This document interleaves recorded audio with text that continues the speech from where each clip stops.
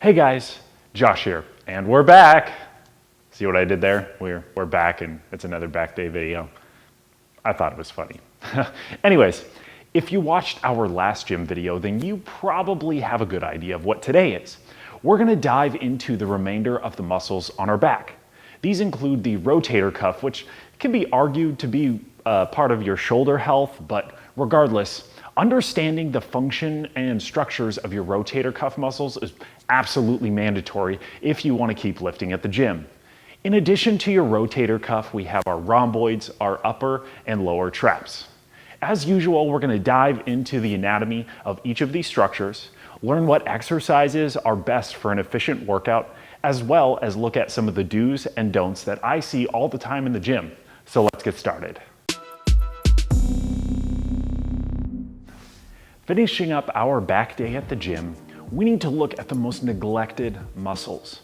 Everybody wants to deadlift 405 pounds or rep out 315 on the bench, but rarely will you ever see someone doing their I flies or T flies with 8-pound dumbbells.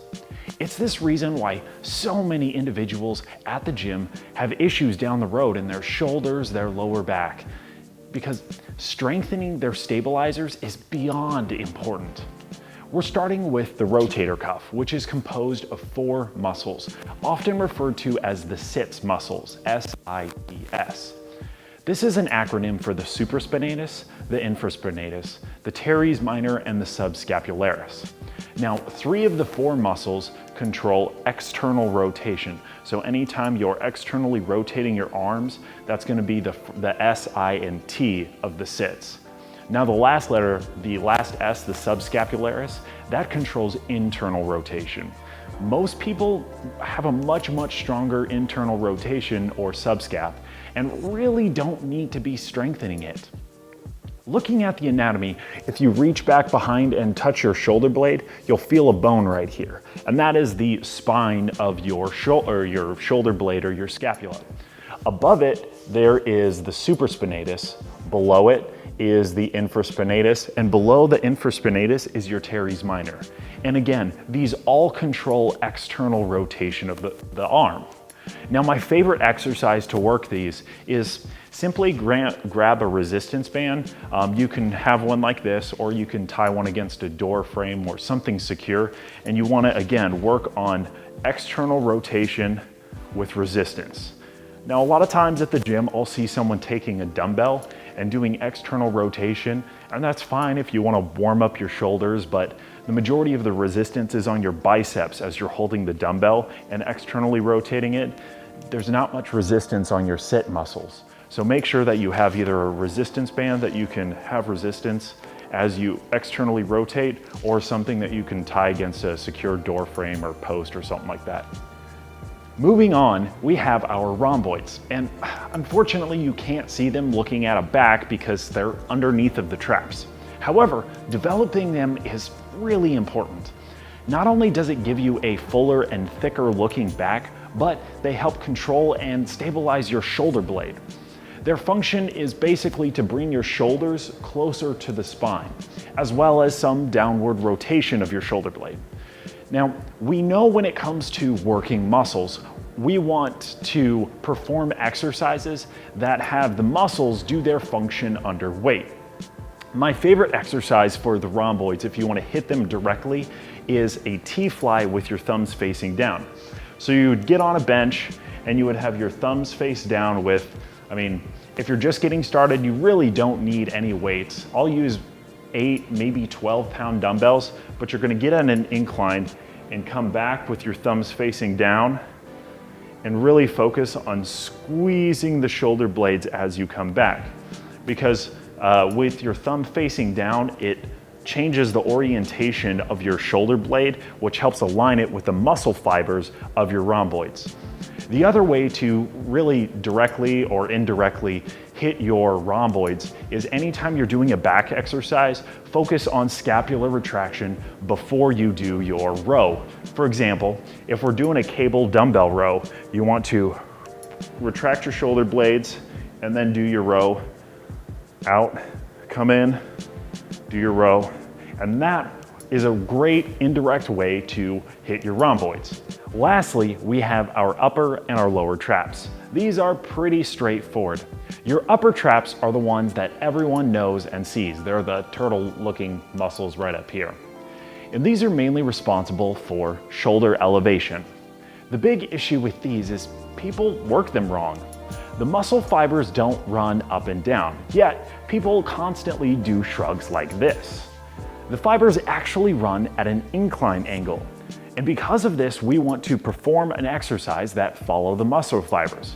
So personally, one of my favorite barbell shrug exercises for the upper traps is to have a nice wide grip, so that when you do your shrugs with the barbell, you're actually following the orientation of the fibers. Another example you can do is attach a cable to a pulley system with an arm or a hand grip, and you can do shrugs this way.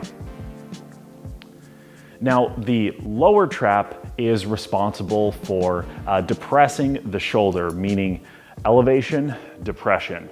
So your lower traps are responsible for bringing the shoulders down. Most people don't hit the lower trap at all. The fibers run at an upward, almost awkward angle. So one of the best ways to hit your lower traps is a Y-fly. And again, to do a Y-fly, you're gonna lay on an inclined bench and you're gonna need almost no weight. Again, 5, maybe 10 pounds. And what you're gonna do is you can go palms or thumbs face up and you go straight up here and back down. And if you wanna do these at home without any weight, you can go open palms, just bend over. You don't even need a bench, but you can bend over, put up like you're flying like Superman, come down, go straight back up. Make sure and keep your shoulder blades pinched, bring them down, straight back up. And what this is gonna do is, again, help stabilize your shoulder. And as we know, instability leads to injury. So the more you have your shoulder and scapula stabilized, the less likely you're gonna get injured. Now that we've covered our back, let's look at some of the most common do's and don'ts that I see during back day at the gym. The first don't of the gym is one of those exercises that when I see it, it will stop me mid-workout to go over to the person and save their shoulders. And it's behind the neck pull downs. So often at the gym, you'll see people doing their lat pull downs on their back day, their heads forward and they're coming down with the bar way back behind their head. And the reason why this is a terrible decision for the average person is because this position, the external rotation in your shoulders like this, is one of the most unstable positions that your shoulder can be in. And the last thing you want to do is put your shoulder in a risky situation and then put it under strain and stress. Now, the caveat is if you have great shoulder mobility and shoulder strength and stabilization, then behind the neck exercises aren't terrible, but studies show that there's almost no difference in lat or teres major muscle activation between lat pull downs in front of you and lat pull downs behind your neck. So the risk to reward ratio just isn't worth it. So all in all, don't do behind the neck lat pull downs, do lat pull downs in front of you. For our second and third do and don't, they both have to do with internal rotation of our shoulders. The first one is the lat extension. From our last back day video, we know that lat extensions are probably the single best exercise for our lats, as those muscles are responsible for an extension and adduction. So I'll show you what a poor lat extension looks like with internal rotation. So you get set up and you come down, your shoulders are internally rotated. Now why this is bad is your secondary muscles that control the retraction and depression of your shoulders aren't being used at all. And we just talked about that our rhomboids are responsible for shoulder retraction, and then our lower traps are responsible for depressing the shoulders. So by having internal rotation of the shoulders, our rhomboids and our traps aren't being used at all, and that's just dumb and inefficient. So what we want to do is get in position, we want to depress the shoulder blades and then retract them and then do our lat extensions. And this way we're getting rhomboid activation as well as trap activation. And that leads us into our third do and don't, which is the same concept but with rows.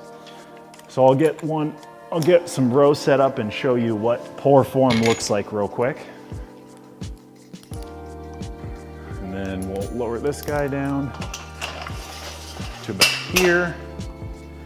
So same thing, internal rotation of the shoulders. We have no trap activation and we have no rhomboid activation. So what we want to do is retract our shoulder blades and depress them. That way our rhomboids and our traps are being used, and we're getting efficient workout by using, hitting not only the primary muscles, but the secondary muscles as well. And that's it for the do's and don'ts for back day at the gym. Thank you so much for watching, everyone. If you found the video helpful or have any questions, please leave a comment below. Hope you all have a joy-filled, blessed week, and we'll see you next time. Take care.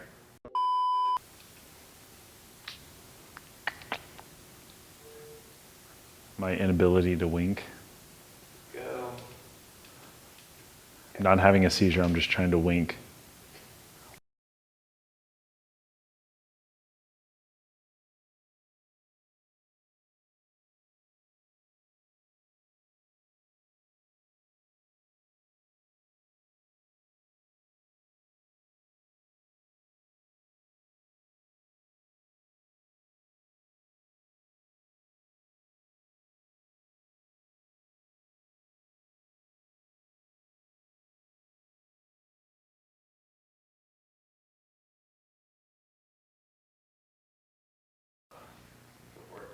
Hey guys, Josh here, and I am super excited because it is 6:30 a.m. on a Sunday, and this is the place you need to be.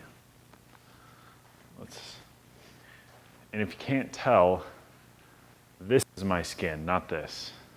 That'll help yourself. Yeah, this will help my skin.